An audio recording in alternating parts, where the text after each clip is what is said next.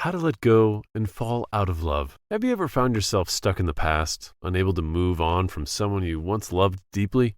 Do you struggle with letting go and wonder if you'll ever feel whole again? If you're nodding your head right now, you're not alone. Today we're diving into the heartfelt journey of how to let go and fall out of love, gracefully and healthily. Step 1.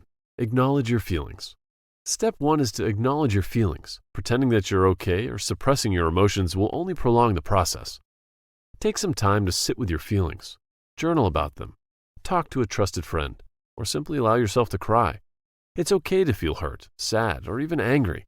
These emotions are part of the healing process. When I went through a tough breakup, journaling became my best friend.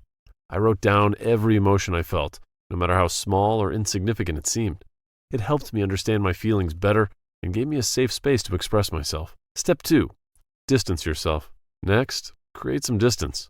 This might be one of the hardest steps, but it's crucial. Unfollow them on social media, delete their number, and avoid places you know you'll run into them. This isn't about being petty. It's about giving yourself space to heal without constant reminder of what was. Remember, out of sight, out of mind. The more distance you create, the easier it will become to let go. Step 3. Focus on yourself. Step 3 is all about you. Reconnect with hobbies and passions that make you happy. Spend time with friends and family who uplift you. Start a new project or learn something new. The goal is to rebuild your life and identity outside of the relationship. For me, rediscovering my love for painting was a game changer. It not only kept me busy, but also gave me a sense of accomplishment and joy that I had lost. Step 4.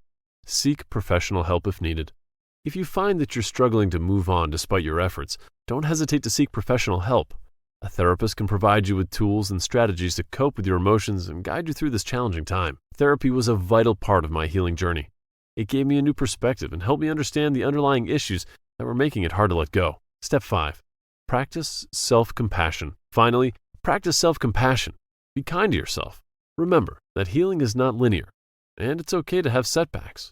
Celebrate small victories and remind yourself that you're doing the best you can. Every day I would look into the mirror and say, "You are strong, you are loved, and you will heal." It might sound cheesy, but it worked wonders for my self-esteem. Letting go and falling out of love is a journey, but it's one that you don't have to take alone.